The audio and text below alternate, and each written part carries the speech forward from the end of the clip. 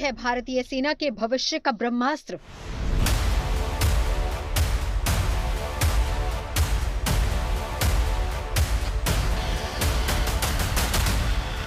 वो हथियार जो एक बार तरकश से निकल जाए तो दुश्मन खेमे को नेस्तनाबूद करके ही छोड़ेगा।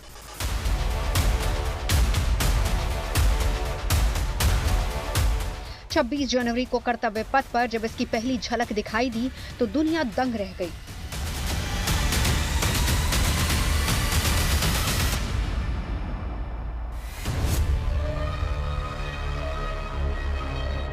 भारतीय सेना केवल संख्या में ही नहीं बल्कि गति, रणनीतिक तौर पर भी आने वाले युद्धों के लिए खुद को तैयार कर रही है। गणतंत्र दिवस की परेड पर कर्तव्य पथ पर हाइपरसोनिक मिसाइल के प्रदर्शन ने यह दिखा दिया है कि किस तरीके से भारतीय सेना हाईटेक और हाई स्पीड पर लगातार काम कर रही है। यानी कि एक तरह से कहा जाए तो भारतीय सेना आने वाले समय में अब एक नए युग की तरफ कदम रख रही है।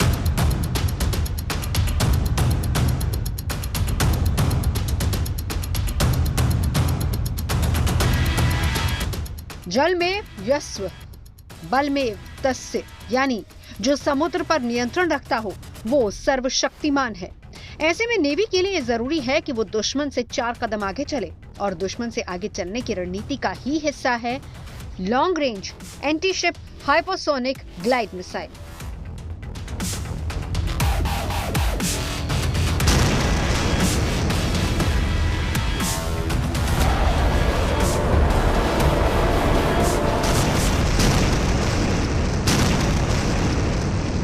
LRSAHM के पास वो ताकत है जिसका काउंटर करना दुश्मन के बस की बात नहीं। इसे समंदर में लंबी दूरी पर दुश्मन के जंगी जहाजों को तबाह करने के लिए डिजाइन किया गया है।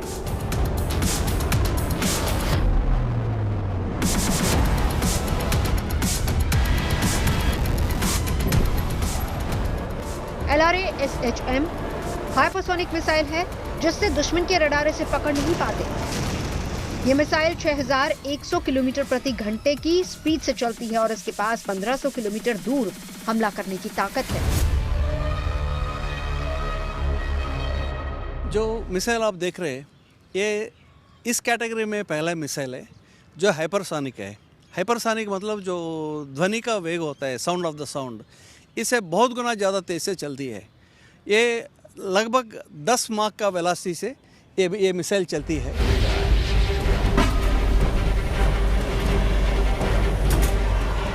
माक 10 की रफ्तार पर यह मिसाइल अपनी पूरी रेंज यानी कि 1500 किलोमीटर को करीब 8 मिनट में तय कर लेती है। अब इतने कम वक्त में दुश्मन के पास सोचने, समझने और डिफेंस सिस्टम को सक्रिय करने का समय नहीं बचेगा।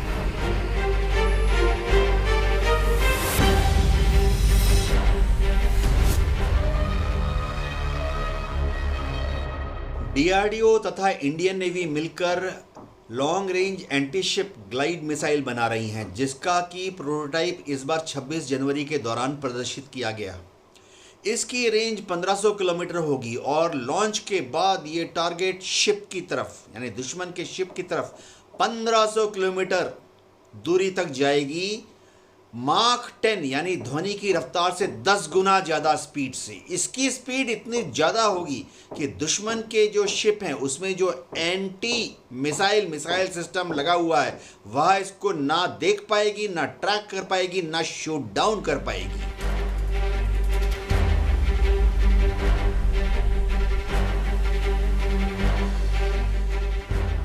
ऐतिहासिक रूप से और आज भी जो राष्ट्र समंदर की लहरों पर शासन करता है वो वैश्विक व्यापार और सैन्य मामलों में सबसे अधिक प्रभाव रखता है। ऐसे में भारतीय नौसेना के लिए बनी ये मिसाइल हिंद महासागर में समुद्री हमले की क्षमता बढ़ाएगी।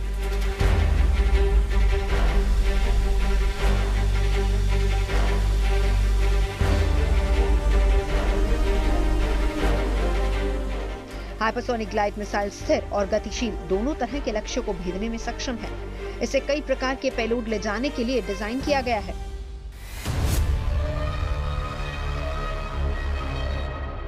लॉन्च के बाद ये जो long range anti ship missile है इसमें इनर्शियल नेविगेशन सिस्टम लगा हुआ है और ये टारगेट की तरफ अग्रसर होगी। मिड कोर्स यानी कुछ देर के बाद ये जीपीएस गाइडेंस सिस्टम का इस्तेमाल करके दुश्मन के प्रभावित एरियाज में, यानी जहां शायद वो संभवता है दुश्मन का शिप उस तरफ अग्रसर करेगी। और टर्मिनल फेस में इसमें एक एक्स बैंड का सीकर रेडार लगाया हुआ है जो कि दुश्मन के लाइकली यानी संभावित जगह को एक्स बैंड रेडार से स्कैन करते करते दुश्मन के शिप के अंदर घुस जाएगी, भले ही दुश्मन का शिप मैनूवर करे या मूव करे।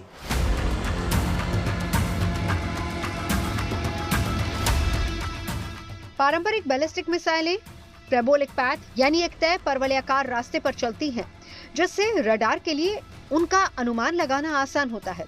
लेकिन LRA-SHM का रूट बिल्कुल अलग है। ये मिसाइल बूस्ट ग्लाइड आर्किटेक्चर पर काम करती है। ये उड़ान के दौरान अपना रास्ता बदल सकती है, जिससे ये इंटरसेप्ट नहीं हो पाती।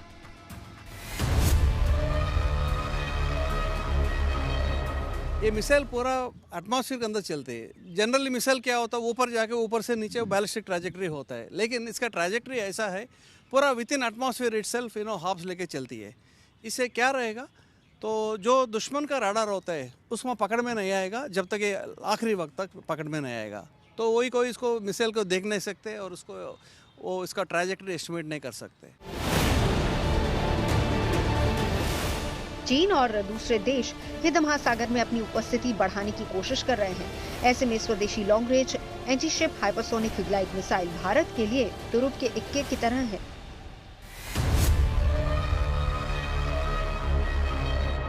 DRDO के मुताबिक long range anti ship hypersonic glide missile को इस तरीके से तैयार किया गया है कि दुनिया के किसी भी स्मार्ट युद्धपोत को मिनटों में डुबो सकती है। दरअसल इसमें स्मार्ट एवियोनिक्स और साथ ही साथ सेंसर्स लगाए गए हैं जो किसी भी युद्धपोत का आसानी से पता लगा के अपना निशाना सटीक तरीके से लगा सकते हैं।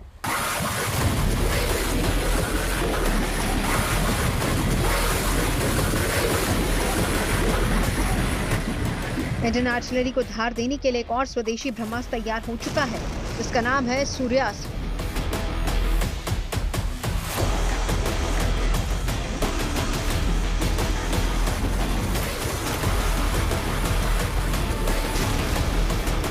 ये भारत का अपना multi calibre long range rocket launcher system है, जो आत्मनिर्भर भारत और सेना के आधुनिकीकरण का प्रतीक भी है।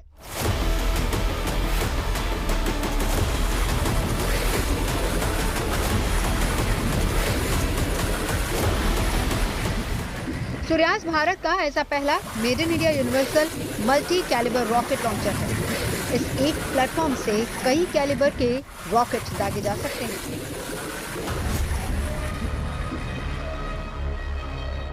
इसकी खासियत इसकी लॉन्ग रेंज स्ट्राइक कैपेबिलिटी है और ये एक multi calibre rocket launcher system है जो कि कई अलग अलग कैलिबर की रॉकेट्स सेम लॉन्चर से फायर कर सकता है।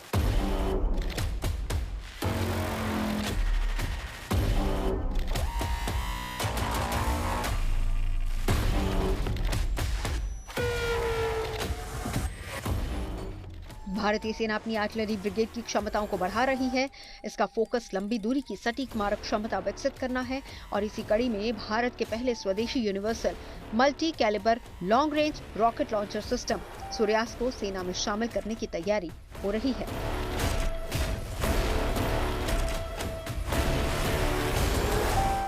सूर्यास्त्र 150 से 300 किलोमीटर की रेंज तक बेहद सटीक हमला करने में सक्षम है। इसमें दो तरह के रॉकेट्स का इस्तेमाल होता है। पहला 306 mm गाइडेड रॉकेट होगा, जिसकी रेंज करीब 150 किलोमीटर होगी और इन्हें एक गाड़ी पर 8 की तादाद में ले जाया जा सकेगा। वहीं दूसरा रॉकेट करीब 300 किलोमीटर की रेंज वाला होगा। ये हर लॉन्चर पर 4 की तादाद में होंगे।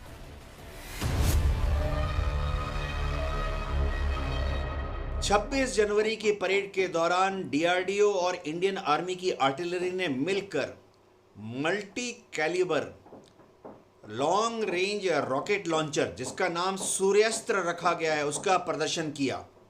इसमें 122 mm की, 160 mm की और 306 मिलीमीटर कैलिबर वाले ड्रोन्स, रॉकेट्स और मिसाइल से दागने की सुविधा होगी। लॉन्च के बाद ये ड्रोन मिसाइल या रॉकेट जो है दुश्मन के टारगेट पर 150 से 300 किलोमीटर की दूरी पर जाकर उसे नेस्तनाबूद कर देंगे। सूर्यास्त भारत की डीप स्ट्राइक डेटरेंस की नई रणनीति का प्रतीक है, जो पाकिस्तान के पसीने छुड़ाने के लिए काफी है।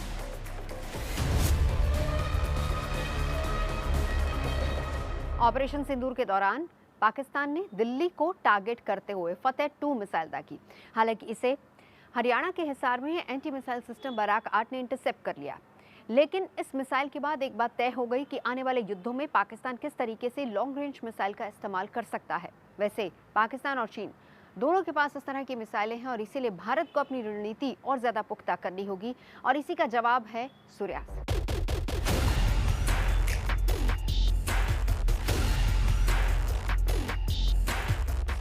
सूर्यास्त भारत का पहला made in India multi calibre long range rocket launcher system है, जिसे पुणे स्थित NIBE लिमिटेड ने इजराइल की एल्बिट सिस्टम के सहयोग से विकसित किया है।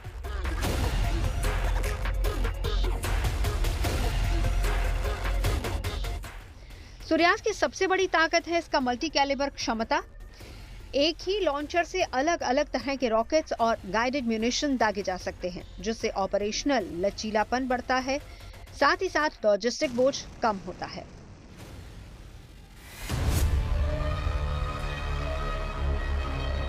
आधुनिक युद्ध में आर्टिलरी की भूमिका बहुत अहम होती है, इसीलिए सूर्यास्त शूट एंड स्कूट की रणनीति के साथ दुश्मन के अटैक से बचते हुए हमला करता है। इसे हाई मोबिलिटी व्हीकल पर लगाया जाता है ताकि ये तेजी से अपना रास्ता भी बदल सके। टेस्टिंग में सूर्यास्त ने 5 मीटर से भी कम सर्कुलर एरर प्रोबेल की सटीकता दिखाई है, जो इसे दुश्मन के एयरबेस, रडार, कमांड सेंटर और मिसाइल ठिकानों के लिए घातक बनाता है। सूर्यास्त रॉकेट लॉन्चर सिस्टम की एक और खासियत है, और वो ये है कि इस सिस्टम से 100 किलोमीटर तक लॉइटरिंग म्यूनिशन भी दागे जा सकते हैं, जो इसे विध्वंसक बनाते हैं।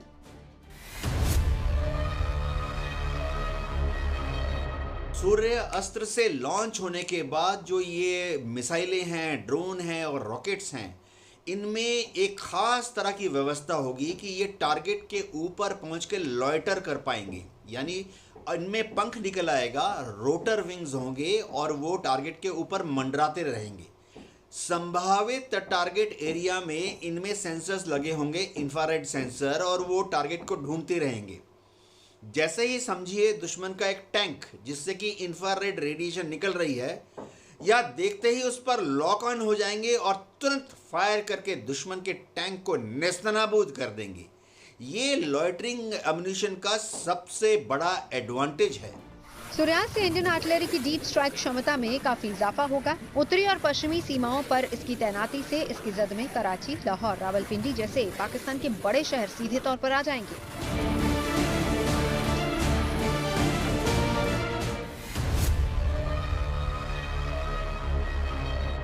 हिंद महासागर में चीन के बढ़ते दखल को देखते हुए भारत को अपनी तैयारी पुख्ता करनी होगी, क्योंकि जिस तरीके से हिंद महासागर में चीन लगातार आगे बढ़ रहा है, इसीलिए भारत को अब एक नए एयरक्राफ्ट की भी जरूरत आन पड़ी है।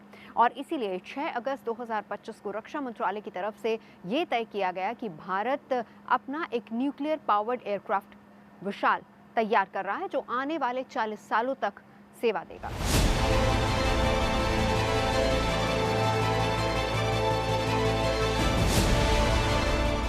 INS विशाल भारत का स्वदेशी विमान वाहक युद्धपोत होगा, जो चीन के फुजियान और पाकिस्तान की पनडुब्बियों का मुकाबला करेगा। INS विशाल परमाणु ऊर्जा से चलेगा और ये लहरों पर करीब 55 किलोमीटर प्रति घंटे की रफ्तार से दौड़ेगा, और इसकी अनुमानित रेंज होगी करीब 14,000 किलोमीटर।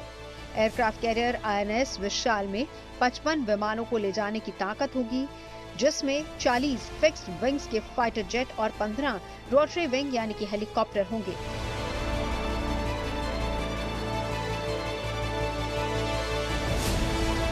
INS विशाल के तैयार हो जाने के बाद भारत, अमेरिका और फ्रांस के बाद तीसरा देश बन जाएगा जो परमाणु संचालित विमान वाहक पोत संचालित होगा।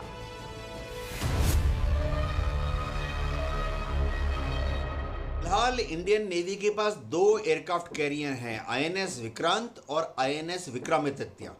यह दोनों जो हैं वो गैस टरबाइन इंजन से चलती हैं। लेकिन भविष्य में भारत सरकार अब विचार कर रही है कि इंडियन नेवी को आईएनएस विशाल नाम का एक न्यूक्लियर पावर्ड एयरक्राफ्ट कैरियर दिया जाए।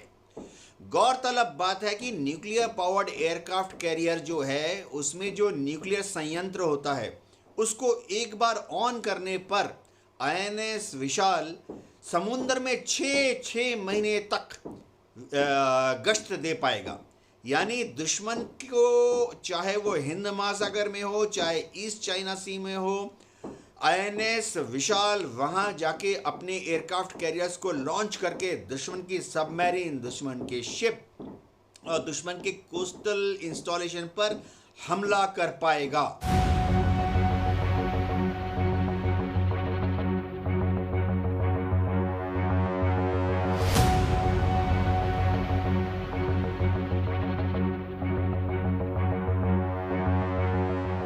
हाल के वर्षों में भारत के आसपास के समुद्री इलाकों, खासतौर पर हिंद महासागर में चीन की पहुंच बहुत ज्यादा बढ़ गई है। ऐसे में भारत के लिए एयरक्राफ्ट कैरियर्स बहुत अहम हो जाते हैं।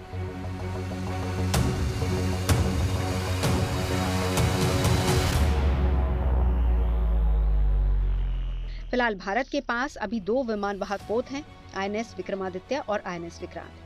आईएनएस विक्रमादित्य को रूस से खरीदा गया था, जो 2013 में सेवा में आया। इस पर करीब 35 विमानों की तैनाती की क्षमता है।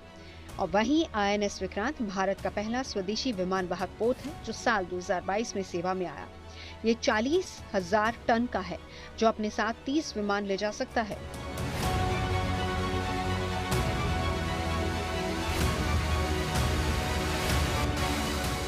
आईएनएस विक्रमादित्य और आईएनएस विक्रांत पारंपरिक ईंधन से चलते हैं, जिससे उनकी सीमा और शक्ति सीमित है। वहीं आईएनएस विशाल परमाणु संचालित एयरक्राफ्ट कैरियर होगा, जो कई मायनों में बहुत ज्यादा खास होगा। अब परमाणु ऊर्जा के फायदे क्या हैं, इसे भी जान लीजिए। परमाणु ऊर्जा की बदौलत एयरक्राफ्ट कैरियर बिना ईंधन भरे महीनों तक समंदर में रह सकता है। परमाणु रिएक्टर 500 और 550 मेगावाट बिजली बनाएंगे, जो इमल्स यानी कि electromagnetic aircraft launch system, laser हथियार और सेंसर जैसे आधुनिक उपकरणों को चलाएंगे। न्यूक्लियर पावर्ड होने की वजह से आईएनएस विशाल भारी लड़ाकू विमान, ड्रोन और हवाई चेतावनी विमान को लॉन्च कर सकता है।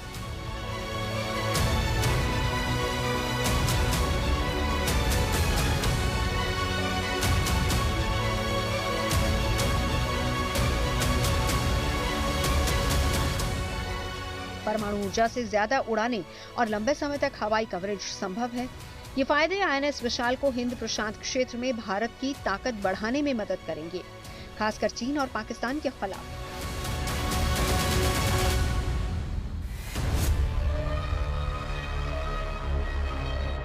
दुनिया भर में जितने भी एयरक्राफ्ट कैरियर हैं अलग अलग देशों के पास, उनमें से ज़्यादातर अभी भी डीजल इंजन से चलते हैं। लेकिन जो दुनिया के मॉडर्न देश हैं उनके एयरक्राफ्ट कैरियर में पावर करने के लिए गैस टरबाइन इंजन लगे हैं, जैसे कि भारत के आईएनएस विक्रांत में, आईएनएस विक्रमादित्य में। लेकिन अमेरिका, चीन, रूस और भविष्य में भारत के पास ऐसे एयरक्राफ्ट कैरियर होंगे, आईएनएस विशाल, जो कि न्यूक्लियर पावर से आगे चलेंगे। यानी उनको ना डीजल चाहिए, ना कोयला चाहिए, ना गैस चाहिए। जो न्यूक्लियर पावर है उसका रिएक्टर ऑन होते ही वो अगले 6 महीने तक दुनिया भर के समुद्र में गश्त दे पाएंगे। इसका एक और बड़ा एडवांटेज है कि ना किसी पोर्ट पे जाना पड़ता है, ना कोई मेंटेनेंस की दरकार होती है, क्योंकि न्यूक्लियर पावर्ड इंजन में मूविंग पार्ट बहुत ही कम होते हैं।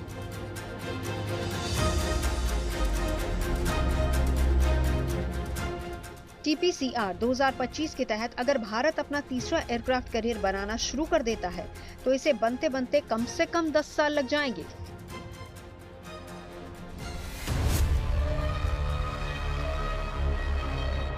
भारत आज मिसाइल की दुनिया में पावरफुल बनता जा रहा है और यही एक बड़ी वजह है कि भारत की स्वदेशी ब्रह्मोस को अब हाइपरसोनिक बनाने की तैयारी है, जिसके लिए भारत और रूस दोनों मिलकर काम कर रहे हैं और इसमें रूस की जिरकॉन मिसाइल की तकनीक को भी शामिल किया जाएगा, जिसके बाद ब्रह्मोस को मिलेगी हाइपरसोनिक ताकत।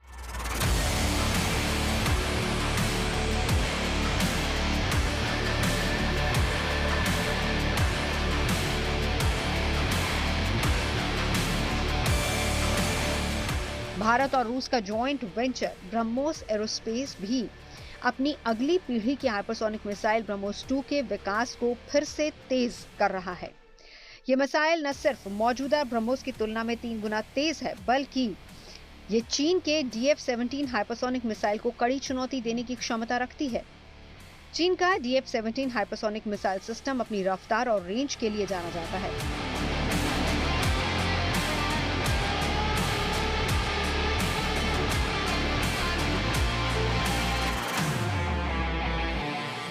ब्रह्मोस 2 की स्पीड 8500 से 10,000 किलोमीटर प्रति घंटा रहने का अनुमान है, यानी हवाई जहाज से 10 गुना तेज। रेंज की बात करें तो 1500 किलोमीटर यानी 5 से 7 मिनट में दिल्ली से इस्लामाबाद की दूरी तय। खास बात यह है कि ब्रह्मोस 2 मिसाइल 200 से 300 किलोग्राम वॉरहेड यानी कि विस्फोटक ले जाने की ताकत रखती है, जो इसे विध्वंसक बनाएगी। ब्रह्मोस 2 मल्टी प्लेटफॉर्म लॉन्च क्षमता से लैस होगी, यानी कि इसे युद्धपोत, पनडुब्बी, फाइटर जेट या जमीन पर मौजूद मोबाइल लॉन्चर से दागा जा सकेगा।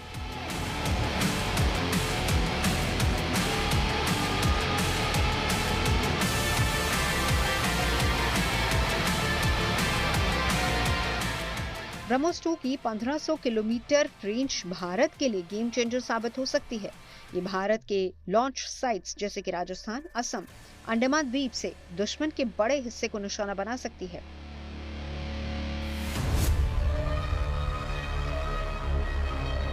भारत सरकार ने अब ब्रह्मोस 2 जमीन से जमीन पर, शिप टू शिप और हवा से जमीन पर या शिप पर फायर करने वाली मिसाइल को स्वीकृति दे दी है। लॉन्च के बाद यह 1500 किलोमीटर की दूरी तक जाकर दुश्मन के जमीनी टारगेट को या दुश्मन के कमांड एंड कंट्रोल बंकर को या दुश्मन के शिप या सबमरीन को एंगेज कर पाएगा। एक और खास बात है कि इसकी स्पीड 5 से 8 मैक यानी ध्वनि की रफ्तार से 5 गुना 8 गुना ज्यादा होगी। यानी दुश्मन के जो एंटी एयरक्राफ्ट सिस्टम है, उसका जो सर्विलेंस रेडार है, उसका जो मिसाइल गाइडेंस रेडार है, वो ब्रह्मोस 2 को ट्रैक नहीं कर पाएगा। ब्रह्मोस 2 मिसाइल पारंपरिक और परमाणु दोनों तरह के हथियार ले जाने में सक्षम होगी, जो इसे रणनीतिक और सामरिक दोनों दृष्टिकोण से अहम बनाएगी।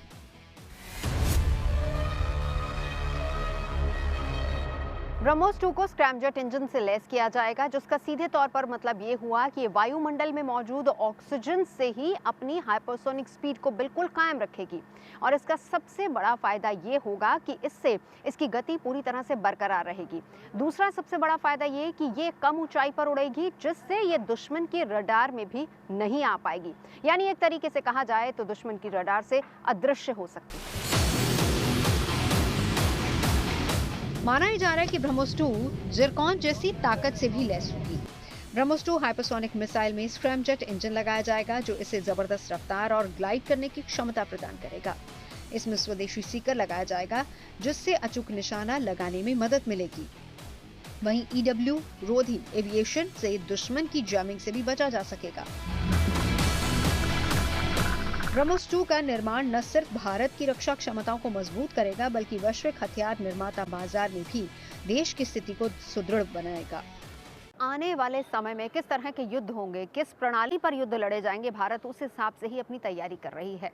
फिर चाहे नई तकनीकी युद्धपोत हो, विमानों की बात की जाए या फिर तमाम दूसरा साजो सामान हो, भारतीय सेना और DRDO आने वाले समय में और युद्धों के हिसाब से ही अपनी तकनीक को विकसित कर रही है। और इसी कड़ी में एक नया सिस्टम है इमर्ज इलेक्ट्रोमैग्नेटिक रेलगन, जिस पर भारत लगातार काम कर रहा है।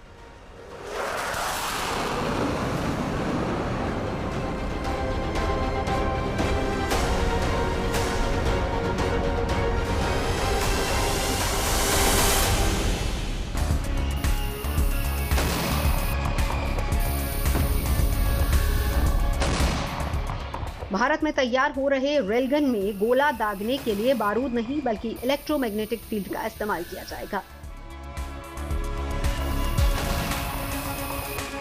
डीआरडीओ की लैब ARDE ने इलेक्ट्रोमैग्नेटिक रेलगन बनाने की तैयारी शुरू कर दी है। ये एक ऐसी तोप की तरह है जिसके प्रोजेक्टाइल की रफ्तार 4600 मील प्रति घंटे की रफ्तार तक हो सकती है, जिन्हें भविष्य की चुनौतियों से निपटने के लिए तैयार किया जा रहा है। रेलगन सिस्टम में इलेक्ट्रॉनिक करंट से इलेक्ट्रोमैग्नेटिक फील्ड तैयार होता है, जिसके कारण रेलगन में लगा हुआ गोला आवाज की रफ्तार से भी 6 से 7 गुना ज्यादा तेजी से बाहर की ओर निकलता है, जो 200 किलोमीटर दूरी तक हमला कर सकता है।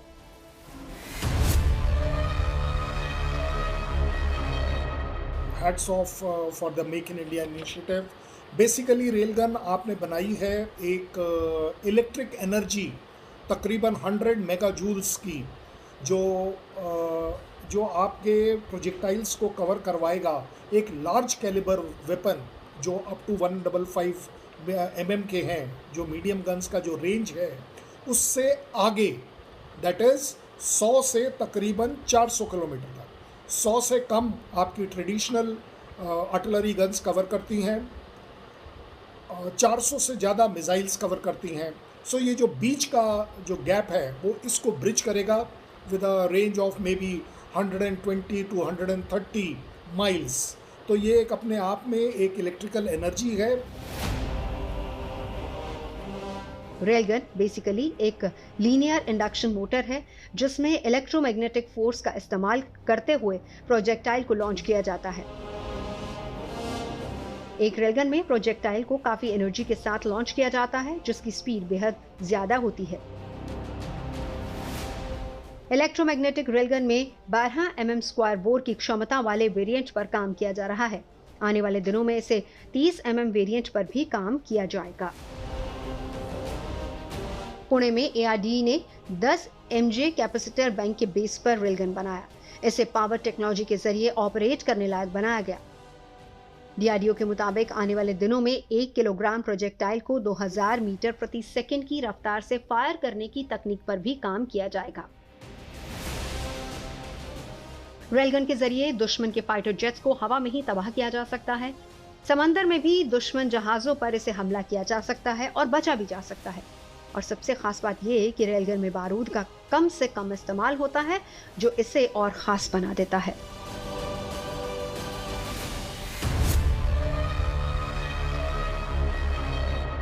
आज का युद्ध कल की तकनीक से लड़ा जाना चाहिए, ना कि बीते जमाने के हथियारों से। और ये बात भारत बाखूबी समझता है, इसीलिए खुद को आने वाले समय के लिए तैयार कर रहा है।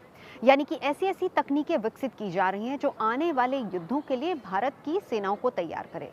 जल थल नभ हर तरह से भारतीय सेना को पूरी तरह से हाईटेक किया जा रहा है। इसमें कोई दो राय नहीं है कि हमने हाल फिलहाल में बहुत सारे ऐसे युद्ध देखे हैं जिसमें ड्रोन्स का सबसे ज़्यादा इस्तेमाल हुआ है, और इसीलिए भारत भी लेज़र सिस्टम पर बहुत ज़्यादा फोकस कर रहा है।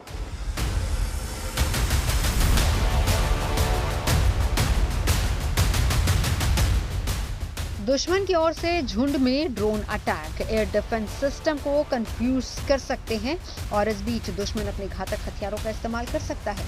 ऐसे हालात से निपटने के लिए भारत ने अपनी तैयारियां तेज कर दी हैं।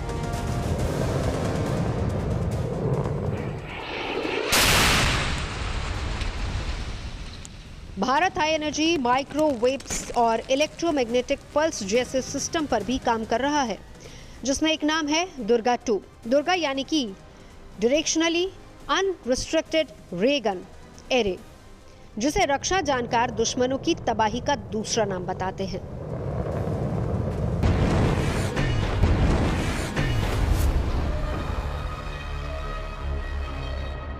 ये 100 किलोवाट की एनर्जी को जनरेट करता है। तो ये जो डायरेक्ट एनर्जी वेपन है, ये कई प्लेटफॉर्म पे इसको आप यूज कर सकते हैं। एयरफोर्स यूज कर सकता है एरियल प्लेटफॉर्म पे, ग्राउंड बेस्ड स्टेशन यूज कर सकते हैं, नेवी यूज कर सकता है। और जो इसकी बीम की जो स्पीड है वो स्पीड ऑफ लाइट के बराबर है, यानी कि आपने इसको लॉन्च किया और टारगेट डिस्ट्रॉय हुआ, आपने इसको सही तरीके से डायरेक्ट किया और ये टारगेट डिस्ट्रॉय हुआ। तो इसकी जो सबसे बड़ी खासियत है, बड़ा पिन पॉइंट होता है, मल्टी फैसेट है और तमाम डिफरेंट डिफरेंट प्लेटफॉर्म से इसको यूज किया जा सकता है और तमाम तरीके की सिक्योरिटी फोर्स चाहे आर्मी, नेवी, एयरफोर्स इसका बखूबी से इस्तेमाल कर सकते हैं।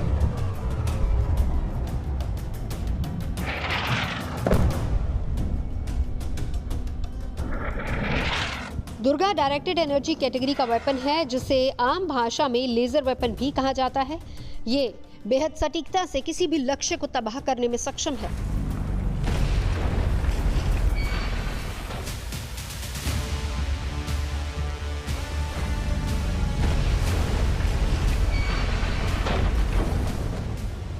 दुर्गा प्रोजेक्ट के तहत भारतीय सेना को 100 किलोवाट का light weight directed energy system दिया जाएगा।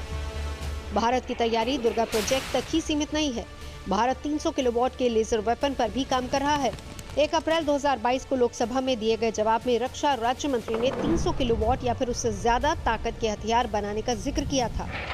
बताया जा रहा है कि 300 किलोवाट लेजर सिस्टम को सूर्य नाम दिया गया है, जो कि सुपरसोनिक मिसाइल और हाई स्पीड विमानों को तबाह करने में सक्षम होगा।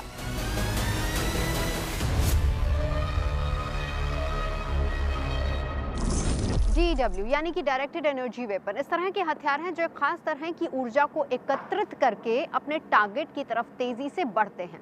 और इसका सबसे बड़ा फायदा ये होता है कि ये अपने टारगेट की तरफ बढ़ते हुए उसके नेविगेशन, कम्युनिकेशन और इलेक्ट्रॉनिक सिस्टम को पूरी तरह से ध्वस्त कर सकते हैं।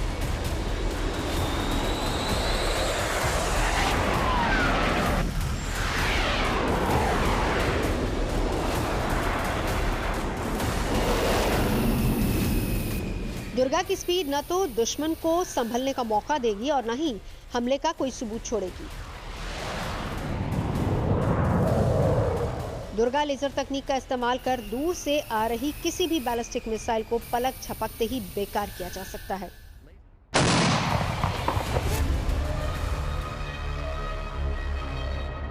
बेसिकली आपको एक हाई इंटेंसिटी का बीम को जनरेट करना होता है। उसके लिए लिहाजा आपको ऐसे एरिया को आइडेंटिफाई करना पड़ेगा जहां आप इस तरीके के लॉजिस्टिक जो कि इस तरीके की बीम को जनरेट कर सकें। उसके लिए जनरेटर, उसके लिए इलेक्ट्रिसिटी, उसके लिए जो एनर्जी की रिक्वायरमेंट है, सोर्स है, वो आप मुहैया करा सके। और आज की डेट में जो हमारे इलाके हैं या विश्व के किसी भी कोने में जाएं, जब आप बैटलफील्ड की संरचना करते हैं तो उन सारे लॉजिस्टिक्स आप एरिया को डेवलप करते हैं और वहां से अपने इस तरीके का वेपन का इस्तेमाल करते हैं। तो बेसिकली आपको एक हाई एनर्जी को जनरेट करना है और जिससे कि वो पिन पॉइंट तरीके से टारगेट पे लॉन्च किया जा सके। और उसकी जो कारगर रेंज है ये डिपेंड करता है वो उसकी इंटेंसिटी आप किस तरीके से जनरेट कर रहे हैं।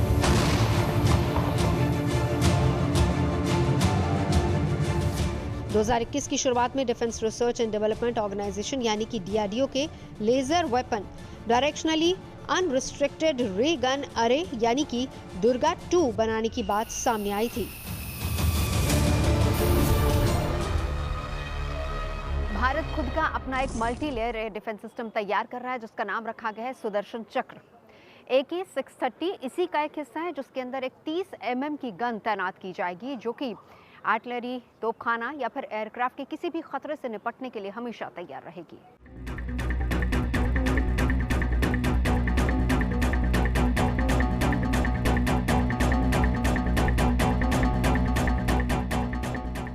भारतीय सेना पाकिस्तानी सीमा के पास आबादी वाले इलाकों और धार्मिक स्थलों की सुरक्षा के लिए बड़ा कदम उठाने जा रही है। मिशन सुदर्शन चक्र के तहत सेना ने 6 AK-630 एयर डिफेंस गन खरीद का RFP यानी कि रिक्वेस्ट फॉर प्रपोजल जारी किया है।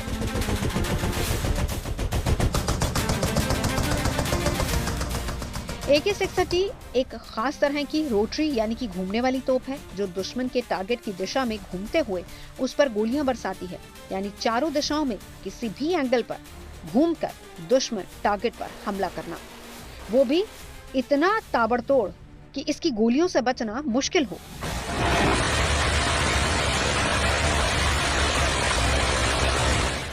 AK-630 एयर डिफेंस गन की असली ताकत है इसकी फायरिंग रेंज। AK-630 1 मिनट में करीब 3000 राउंड फायर कर सकती है। इसकी मारक क्षमता 4 किलोमीटर है। सटीक निशाना लगाने के लिए इसमें all weather electro optical fire control system लगा है, जो हर मौसम में काम करता है। इसे चलाने के लिए सिर्फ एक आदमी की जरूरत होती है।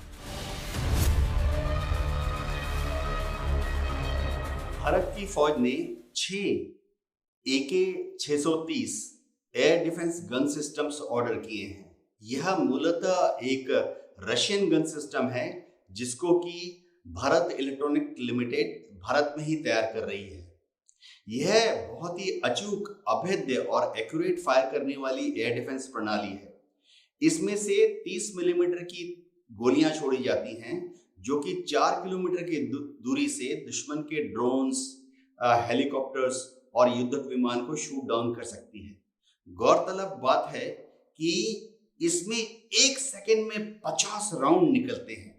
यानी जब ये अपने electro optical fire control system का इस्तेमाल करके एक 2 सेकेंड का बस्ट दुश्मन के ड्रोन या हेलीकॉप्टर पर फायर करेगी तो महज 2 सेकेंड में 100 राउंड्स गोलियां दुश्मन के टारगेट की तरफ चल पड़ेगी। पहले सिस्टम सिर्फ नौसेना के जहाजों पर लगाया जाता था, लेकिन अब भारत इसे मोबाइल प्लेटफॉर्म पर तैनात करने जा रहा है। AK-630 multi barrel mobile air defence gun को एक ट्रेलर पर लगाया जाएगा, जिसे हाई मोबिलिटी वाहन खींचा करेगा। AK-630 एयर डिफेंस सिस्टम को एक हाई मोबिलिटी ट्रेलर पर फिट किया गया है, जो कि एक प्राइम मूवर की मदद से टैक्टिकल रिक्वायरमेंट के हिसाब से युद्ध भूमि में दाएं बाएं या आगे पीछे ले जा सकते हैं।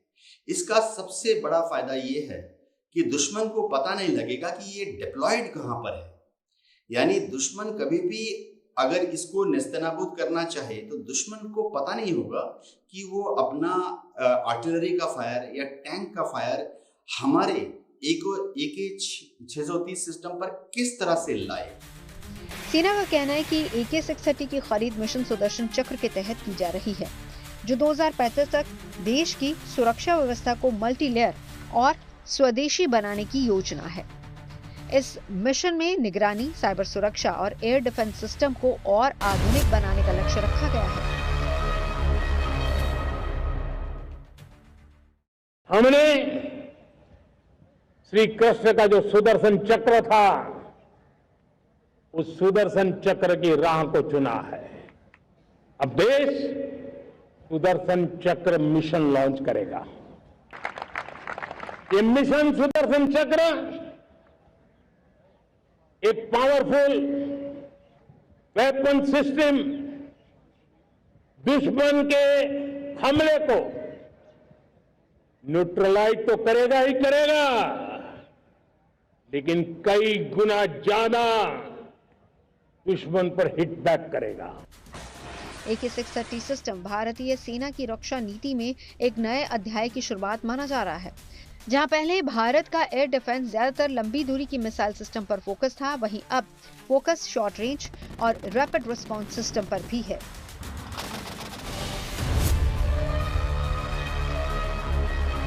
एयर डिफेंस गन की सबसे बड़ी खासियत ये होती है इसका जबरदस्त रेट ऑफ फायर। ये मैनुअल, सेमी ऑटोमेटिक और ऑटोमेटिक तीनों वर्जन्स में आती है और इसकी एक और बड़ी खासियत यह है कि ये कम ऊंचाई पर उड़ने वाले एयरक्राफ्ट, ड्रोन और ग्लाइड को आसानी से अटैक कर सकती है।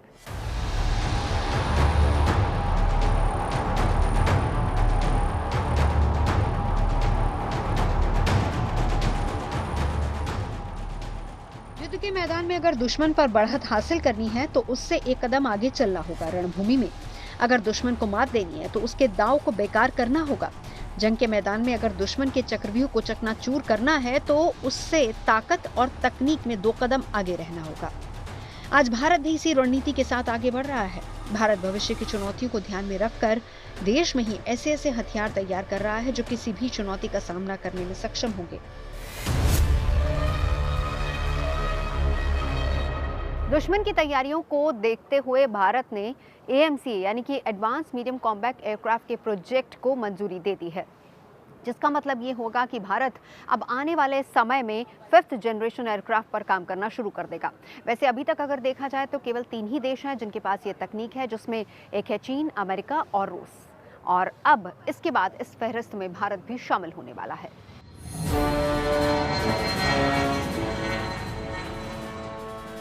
AMCA एक 5वीं पीढ़ी का स्टेल्थ लड़ाकू विमान होगा जो भारतीय वायुसेना को और मजबूत करेगा। अब AMCA कैसा होगा, कितनी ताकत उसके पास होगी और वो किस तरह से हथियार इस्तेमाल करेगा, ये बताएंगे आपको। लेकिन उससे पहले हम आपको बताते हैं कि 5th जनरेशन प्लेन होता क्या है और उसकी असली ताकत क्या है। 5th जनरेशन फाइटर प्लेन के पास छिपकर हमला करने की क्षमता होती है। ऐसे लड़ाकू विमान का रडार क्रॉस सेक्शन बेहद कम होता है, जिसके कारण ये दुश्मन के रडार और एयर डिफेंस सिस्टम की पकड़ में नहीं आते और आसानी से दुश्मन और उसके ठिकानों पर हमला कर पाते हैं। इनका बॉडी सरफेस बेहद स्मूथ होता है, यानी इनकी सतह पर ज्यादा उभार, जोड़ या फिर धातु की अलग अलग परतों के बीच कोई गैप नहीं होता, जिससे रडार इन्हें डिटेक्ट नहीं कर पाते। 5th जनरेशन के फाइटर प्लेन में हथियार भी बाहर नहीं लगे होते, ये इनकी बॉडी के अंदर अटैच होते हैं, जिन्हें इंटरनल वेपन बे कहते हैं। इन विमानों में एक खास तरह का पेंट या फिर कोटिंग लगा होता है जो दुश्मन के रडार से निकलने वाले रेंज को रिफ्लेक्ट नहीं करने देते, यूं कहें तो सोख लेते हैं। देखिए, 5th जनरेशन एयरक्राफ्ट वो एयरक्राफ्ट होते हैं जिसमें कि बहुत ही एडवांस एवियोनिक्स होता है और इसकी स्पीड 2 मैक से ज्यादा होती है, यानी कि जो साउंड की स्पीड है उससे 2 गुना होती है। It could be 3 times 4 times depending upon किस तरीके का उसका एयरफ्रेम है। और जब हम 5th जनरेशन एयरक्राफ्ट की बात करते हैं, सबसे पहले उसमें होता है स्टेल्थ टेक्नोलॉजी, यानी कि वो किसी भी रडार द्वारा कैच नहीं किया जा सकता। वो इतना कम हीट का सिग्नेचर देता है कि रडार उसको पिकअप नहीं कर सकते हैं, और इसकी लो प्रोबेबिलिटी ऑफ इंटरसेप्ट रडार जो बोलते हैं LPIR, इस क्वालिटी से वो लेस होता है। और सबसे बड़ी बात होती है कि ये एयर टू एयर कॉम्बैट के लिए बड़ा सुटेबल होता है, क्योंकि ये आगे से आने वाले जो एयरक्राफ्ट है उनको डिटेक्ट कर लेता है और अपनी मिसाइल को उसमें ऑटोमेटिकली लॉक करके उसको शूट डाउन कर सकता है। तो एक बड़ा ही मल्टी रोल प्ले करता है एयर प्लेटफॉर्म का। इनमें एडवांस सेंसर का इस्तेमाल किया जाता है, जिसकी मदद से पायलट को युद्ध क्षेत्र का 360 डिग्री का व्यू मिलता है और ये व्यू जिस इंटरफेस पर दिखता है उसे यूनिफाइड बैटल स्पेस व्यू कहते हैं, जिसमें पायलट दुश्मन की हर गतिविधि को आसानी से देख पाता है।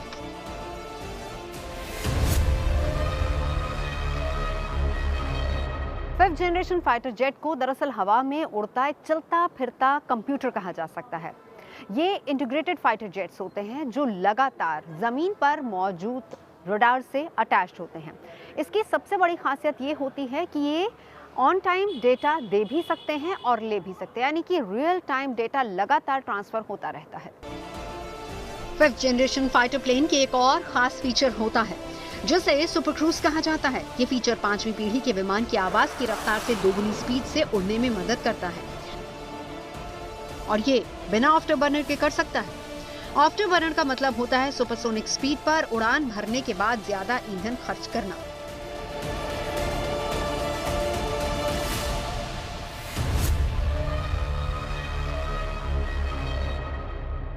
आफ्टर बर्न टेक्नोलॉजी उन एयरक्राफ्ट में यूज किया जाता है जिसको कि आप शॉर्ट रनवे पे टेक ऑफ कराएं, क्योंकि ये एक तरीके का एडिशनल फ्यूल को इंजेक्ट करता है और इसके कंबशन से एक एडिशनल थ्रस्ट प्रोवाइड किया जाता है। तो जब हम इस तरीके की टेक्नोलॉजी का इस्तेमाल करते हैं तो इसमें बहुत ही ज्यादा हाई कंजम्पशन ऑफ फ्यूल होता है और ये शॉर्ट ड्यूरेशन के लिए इस्तेमाल होता है। तो इसीलिए इस टेक्नोलॉजी का फिफ्थ जनरेशन एयरक्राफ्ट में इस्तेमाल नहीं होता है। ये उन एयरक्राफ्टों के लिए होता है जिसको कि आपको तमाम तरीके के जंगी बेड़ों से जो एयरक्राफ्ट टेक ऑफ करते हैं, जहां ये लंबे रनवे नहीं है और ये शॉर्ट ड्यूरेशन के लिए अगर स्पेशल थ्रस्ट की जरूरत है तो ये टेक्नोलॉजी इस्तेमाल की जाती है। दुनिया में सिर्फ 3 ही देश हैं जिनके पास फिफ्थ जनरेशन फाइटर जेट हैं और ये 3 देश हैं अमेरिका, चीन और रूस। अब भारत भी 5वीं पीढ़ी का लड़ाकू विमान तैयार करने की दिशा में आगे बढ़ चुका है।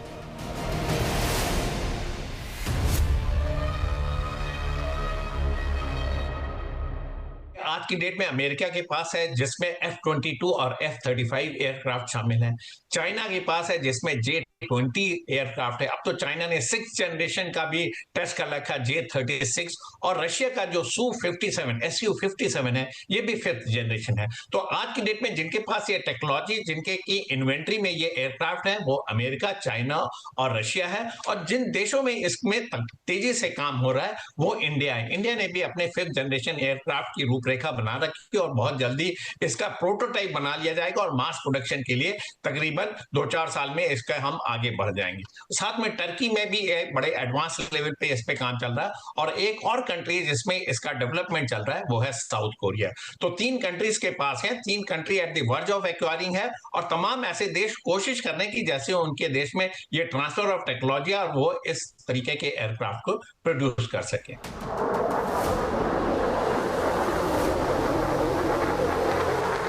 आतंकवाद के खिलाफ चलाए गए ऑपरेशन सिंदूर ने दिखा दिया कि आधुनिक जंग में एयर पावर सबसे जरूरी है। भारत को अपना एयर डोमिनेंस बरकरार रखने के लिए फॉरेन 5th जनरेशन के एडवांस फाइटर जेट की जरूरत है। लिहाजा भारत देश में ही 5वीं पीढ़ी का लड़ाकू विमान तैयार कर रहा है। एडवांस मीडियम कॉम्बैट एयरक्राफ्ट को वायुसेना और नौसेना के लिए बनाया जाएगा। इंडियन एयरफोर्स इस फाइटर जेट के 7वें स्क्वाड्रन बनाने की योजना बना रही है। Advance medium combat aircraft double engine वाला 5वीं पीढ़ी का मल्टी रोल प्लेन होगा, जिसका वजन करीब 25 टन होगा। 2 इंजन वाले इस फाइटर प्लेन को बियॉन्ड विजुअल रेंज मिसाइल के साथ क्लोज कॉम्बैट फाइट की क्षमता से भी लैस किया जाएगा। इसे स्टेल्थ एयर फ्रेम के साथ तैयार किया जा रहा है, जो 65,000 फीट की ऊंचाई तक जाने में सक्षम होगा। रेंज की बात की जाए तो एक बार ईंधन भरने के बाद ये 3,240 किलोमीटर की उड़ान भर सकता है। डीआरडीओ और एरोनॉटिकल डेवलपमेंट एजेंसी यानी कि AMCA मिलकर इस पर काम कर रहे हैं। Advance medium combat aircraft jet में DSI जोड़ा गया है। DSI में दुश्मनों के रडार को चकमा देने की ताकत होती है। AMCA में एडवांस सेंसर्स जैसे कि डेटा फ्यूजन शामिल है। साथ ही ये इंटीग्रेटेड व्हीकल स्टेल्थ मैनेजमेंट से लैस है, जिसमें AESA रडार लगाया जाएगा। यही नहीं, भारत के स्वदेशी एडवांस मीडियम कॉम्बैट एयरक्राफ्ट में सुपर मैनेबिलिटी के साथ कई उन्नत तकनीक भी शामिल होंगी। 5वीं पीढ़ी के लड़ाकू विमान उन्नत किस्म के मल्टी रोल फाइटर जेट होते हैं, जिसमें हवा से हवा और जमीन पर हमला करने की ताकत है। साथ ही ये प्लेन परमाणु हमला करने की ताकत भी रखते हैं। एडवांस मीडियम कॉम्बैट एयरक्राफ्ट है, ये 4.5 जनरेशन का है, लेकिन अब जिस तरीके से मिनिस्ट्री ऑफ डिफेंस ने ग्रीन सिग्नल दिया कि हिंदुस्तान अब 5th जनरेशन की एयरक्राफ्ट बनाएगा, तो आज की डेट में जो हमारा एरोनॉटिकल डेवलपमेंट अथॉरिटी है वो DRDO के साथ मिलके 5th जनरेशन एयरक्राफ्ट पे ग्रेजुएट करना जा रहा है, और इसमें जो इंजन लगेगा वो G414 इंजन होगा। इस इंजन को हमने अमेरिका से इंपोर्ट करना है। इसी के तहत हमारा 4.5 जनरेशन का ये एयरक्राफ्ट बनेगा। लेकिन मेरा मानना, जब तक ये मास प्रोडक्शन के लिए जाएगा, हम ग्रेजुएट करके 5th जनरेशन पे चले जाएंगे और इस तरीके का टेक्नोलॉजी का इस्तेमाल करेंगे, जिससे कि हमारा स्टेल्थ ये जो एयरक्राफ्ट है रडार के डिटेक्शन में ना आए, और जो इसके रेंज हम एक्सपेक्ट कर रहे हैं वो तकरीबन 1600 किलोमीटर की रेंज एक्सपेक्ट कर रहे हैं, जिससे कि है पूरा पाकिस्तान इसके अंदर कवर हो और चाइना का मेजर पोर्शन इस एयरक्राफ्ट द्वारा कवर किया जा सके। उम्मीद की जा रही है कि साल 2028-29 तक 5th जनरेशन AMCA का प्रोटोटाइप बना लिया जाएगा।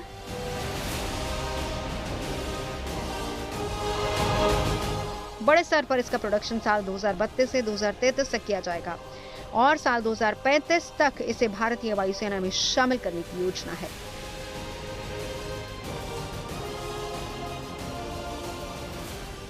रण क्षेत्र में मेरे यानी नवजोत रंधावा के साथ अभी के लिए बस इतना ही। देश और दुनिया की तमाम अच्छी खबरों के लिए देखते रहिए गुड न्यूज टुडे।